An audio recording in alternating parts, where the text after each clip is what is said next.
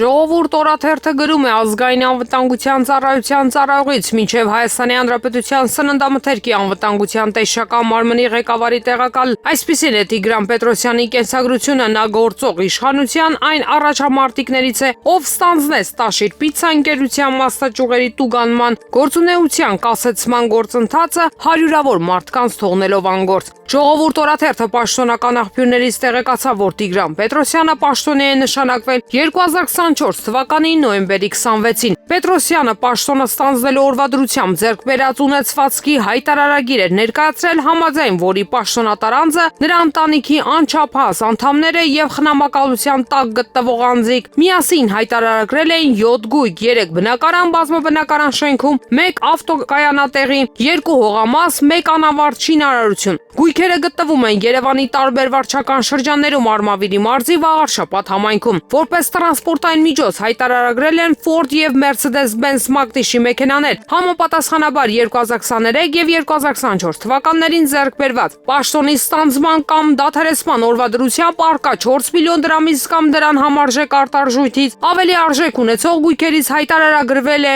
Hublot ժամացույց, որի արժեքը 5.1 միլիոն դրամ է։ Բանկային հաշիվների մնացորդները կազմել են 2.9 միլիոն դրամ, կանխիկ դրամական միջոցները $155,000, 17,000 եվրո, 118 միլիոն դրամ։ Հաշվետու տարվա եկամուտները կազմել են 3 միլիոն 904,000 դրամ պաշտոնը ստանձնելու օրվա դրությամբ, որից 3 միլիոն 750,000 դրամը Հայաստանի Հանրապետության վարչապետի աշխատակազմի սպասարկում պոակի տնօրենի պաշտոնում եղած ժամանակ է ստացել։ 154,744 դրամը Հայաստանի Հանրապետության սննդամթերքի անվտանգության տեսչական մարմնի ղեկավարի տեղակալի պաշտոնը ստանձնած ժամանակ։ Ստացված վարկերի եւ փոխառությունների մայր գումարի մնացորդը պաշտոնի ստանձնման կամ դադարեցման օրվա դրությամբ կազմել է 151 միլիոն 338,000 դրամ, որի մի մասը 2 բնակարանների հիփոթեքի մայր գումարի վճարն է։ Տիգրան Պետրոսյանը եղել է նաև Կոնդի առանձնատների տնտեսություն պոակի տնօրենի տեղակալ, նա տարեկան հայտարարագրում որևէ գույք չի հայտարարագրել, սակայն տրանսպորտային միջոցների առուցախի մեջ է եղել։ Տվյալ տարվա սկզբում հայտարարագրել է տրանսպորտի 3 միջոց Mercedes-Benz, Ford, Bernattar եւ Volvo։ Հայտարարատու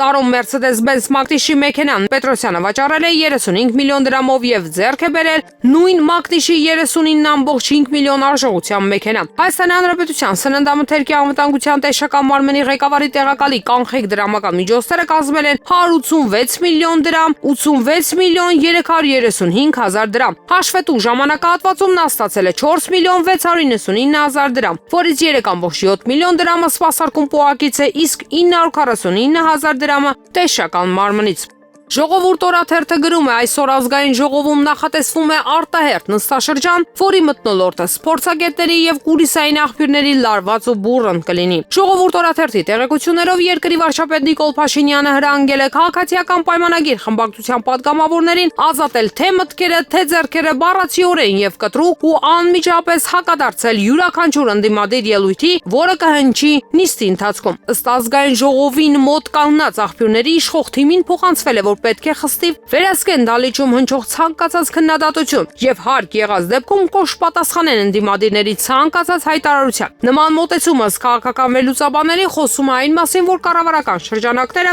մտահոգված են սպասվող ընդդիմադիր նախաձեռնություններով եւ փորձում են կանխել հնարավոր ազդեցությունը հանրային տրամադրությունների վրա։ Նստաշրջանի օրակարգում ընդգրկված են մի շարք հակասական նախագծեր, այդ թվում Հայաստան էլեկտրական ցանցեր ընկերությունը, գործարար բարերար Սամվել Կարապետյանից խլելու նախագիծը, որն արդեն հասցրել է աղմուկ բարձրացնել հանրության շրջանում։ Հրապարակ թերթը գրում է, Սամվել Կարապետյանին անցաշաբաթ Արմավիր քրեակատարողական հիմնարկից տեղափոխել է ՆԱԱԾ պատվալ Երևան կենտրոն քրեակատարողական հիմնարկ, որտեղ նստում են բոլոր քաղբանտարկյալները եւ որտեղ խիստ ռեժիմ է։ Մենք տեղեկացանք, որ Կարապետյանը ցանկություն է հայտնել մենակխցում կրել պատիժը, որը նախատեսված է օրենքով։ Չնայած մենակ նստելն առանձնապես ծանր է եւ շատ քիչ կալանավորներ են դա նախընտրում։ Այս քրեակատարողական հիմնարկում խիստ մեկուսացում է, եթե այլ քրեակատարողական հիմնարկներում հնարավոր է հեռախոսից օգտվել այստեղ դա բացառված է։ Իդեպ, վերջին կալանավորվածներից բոլորի անձնական տեսակցությունները դատական որոշմամբ սահմանափակված են, անգամ պատգամավորները չեն կարող նրանց այցելել։ Միայն փաստաբաններն են այցելում։ Սա լրացուցիչ պատիժ է, որը կիրառվում է բոլոր քաղբանտարկյալների նկատմամբ ըստ ամենայնի Փաշինյանի անձնական հրահանգով։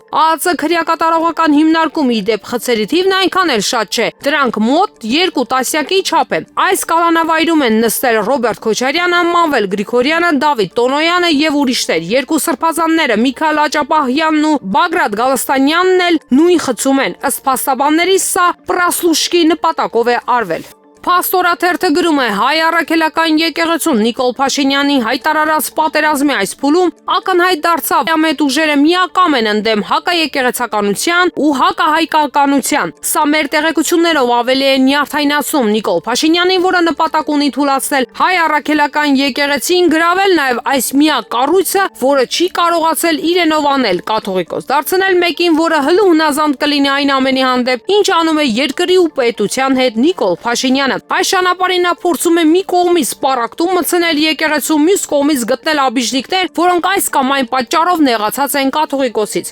Աբիժնիկներ գտնելու հարցում Փաշինյանը արտաքուստ հաջողել է։ Նա գտել է 2-3 նախկին եկեղեցականների, որոնք ժամանակին կարգալույծ են եղել, դրանցից մեկը նույնիսկ 2 անգամ տարբեր պատճառներով ու հիմա նրանց իշխանական մի լրատվամիջոցից մյուսն են պտտեցնում, որ վարկաբեկեն կաթողիկոսին ու այլ բարձրաստիճան եկեղեցականներին։ Ավելին, այդ քարոզչությանը միացել է նաև ՀՄԵԿ-ը։ Ճիշտ է, նման հարցազրույցներից հետո շատ արագ բացահայտվում են կարգալույցների ստերը, սակայն Փաշինյանի համար դա ինչ է, որ կարևորը աղմուկն է։ Զուգահեռ մեր տեղեկություններով նա փորձում է եկեղեցու ներսում եւս գտնել այդպիսի աբիժնիկներ եւ ներքին պարակտում սերմանել։ Դրա շրջանակներում էր նաև հայաստանյաց առաքելական Սուրբ եկեղեցու բոլոր ամուսնացյալ քահանաներն իմ եղբայրներն են, որովհետեւ նրանք չեն խաբում ոչ ժողովրդին, ոչ Աստծուն գրառումը։ Սակայն մեր աղբյուրների փոխանցման Փաշինյանին այս առումով դեռ ոչինչ չի հաջողվում անել։ Ժողովուրդ օրաթերթը գրում է, օրաթերթի տեղեկություններով իշխանական վերնախավը լրջագույնս պատրաստվում է հուլիսի 12-ին կայանալի քաղաքացիական պայմանագիր կուսակցության քաղաքական ժողովին։ Տեղեկացանք, որ Սյունիքում այս օրերին պատրաստվում են դիմավորել Հայաստանի Հանրապետության վարչապետ Նիկոլ Փաշինյանին, ով որոշել է, որ այս անգամ քաղաքական ժողովը պետք է կազմակերպվի Գորիսում։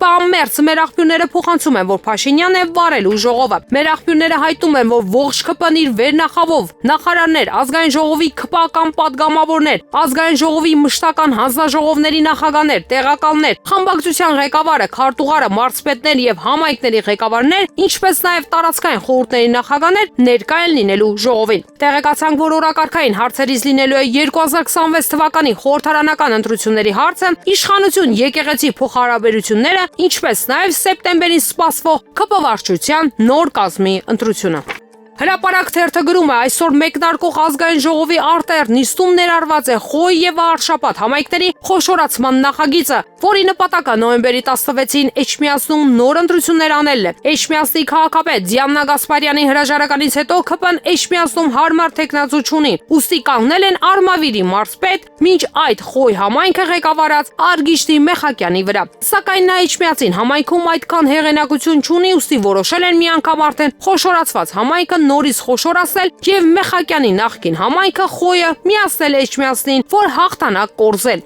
Ազգային ժողով ներկայացված խոշորացման նախագծի հիմնավորման մասում մի սրտաճմլիկ բացատրություն են գրել, թե շրջանային մոդելի խոշորացումներն ավելի արդյունավետ են, քան փնջայինները, որպիսին Խոյն է, որ շրջանային խոշորացման դեպքում հնարավոր է կառավարման ծախսերի օպտիմալացում, մասնագիտացված կադրերի ներգրավում, տնտեսական զարգացման խթանում, ներդրումների ներգրավման հնարավորությունների լայնում եւ այլն։ Իդեպ արտահերթ նիստի օրակարգում այս անգամ էլ չկա Արծվիկ Մինասյանին եւ Սեյրան Օհանյանին անձեռն մխելիությունից զրկելու հարցը, դա ըստ ամենայնի հաջորդ արտահերթով կբերվի։